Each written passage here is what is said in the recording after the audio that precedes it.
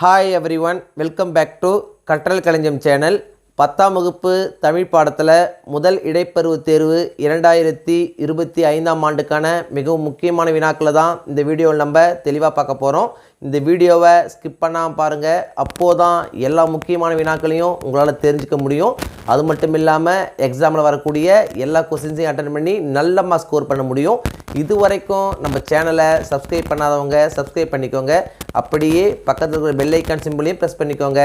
அப்போது தான் நான் அடுத்தடுத்து அப்லோட் பண்ணுற வீடியோஸ் உங்களுக்கு வந்து சேரும். சரி, வாங்க நம்ம வீடியோக்குள்ளே போகலாம். இயல் 1 அமுத ஊற்று மொழி மனிதம். இந்த இயலில் என்னென்ன முக்கியமான வினாக்கள் அப்படின்னு பார்த்தீங்கன்னா, பக்கம் 16 எடுத்துங்க. இதில் பார்த்தீங்கன்னா குருவினா கொடுத்துருக்காங்க. குருவினாவில் பார்த்தீங்கன்னா ஃபஸ்ட்டு கொஸ்டின், பலகை என்பதை தொடர்மொழியாகவும் பொதுமொழியாகவும் வேறுபடுத்தி காட்டுக. நெக்ஸ்ட் பார்த்தீங்கன்னா செகண்ட் கொஸ்டின், மண்ணுஞ்சிலம்பே மணிமேகலை வடிவே முன்னும் நினைவால் முடித்தாழ வாழ்த்துவோமே.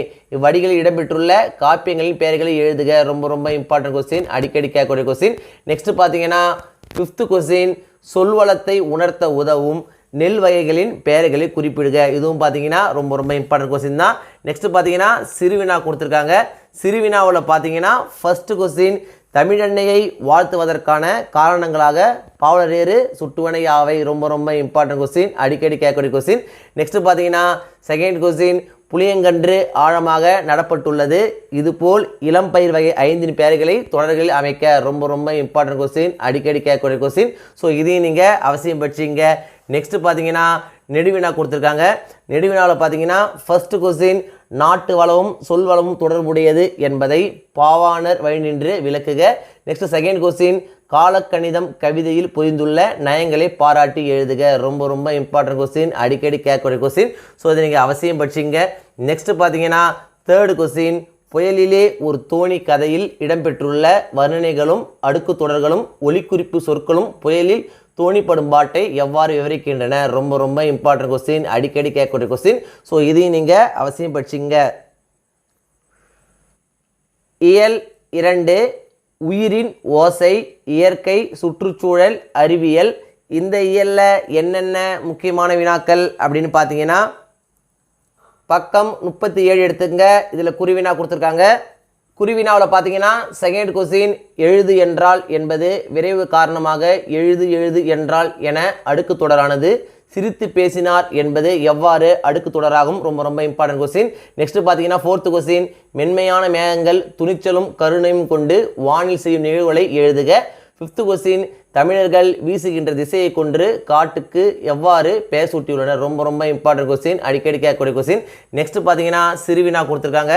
சிறுவினாவில் பார்த்தீங்கன்னா செகண்ட் கொஸ்டின், உயிர்கள் உருவாகி வளர ஏற்ற சூழல் பூமியில் எவை என பரிபாடல் வழி அறிந்தவற்றை குறிப்பிடுக. ரொம்ப இம்பார்ட்டன்ட் கொஸ்டின், அடிக்கடி கேட்குறாங்க. நெக்ஸ்ட் பார்த்தீங்கன்னா தேர்ட் கொஸ்டின், வகுப்பறையில் ஆசிரியர் மாணவர்களிடம் சுற்றுச்சூழல் பற்றிய பாடலை பாடி காட்டினார். இதை மாணவர்கள் கவனமாக கேட்டு பாடினர். மாணவர்கள் கேட்ட பாடலில் இருந்து ஆசிரியர் சிறு வினாக்களை கேட்டார். இப்பாடல் குறித்த உங்கள் கருத்துக்களை எழுதி வாருங்கள். நன்றாக எழுதுபவருக்கு பரிசு உள்ளது என்றும் ஆசிரியர் கூறினார். வண்ணமிட்ட சொற்களுக்கான தொகாநிலை தொடர்களை கண்டறிக. நிச்சயமாக எக்ஸாம் வருங்க. ரொம்ப இம்பார்ட்டன்ட் கொஸ்டின். ஸோ இதை நீங்கள் படிச்சிங்க. நெக்ஸ்ட் பார்த்தீங்கன்னா நெடுவினா கொடுத்துருக்காங்க.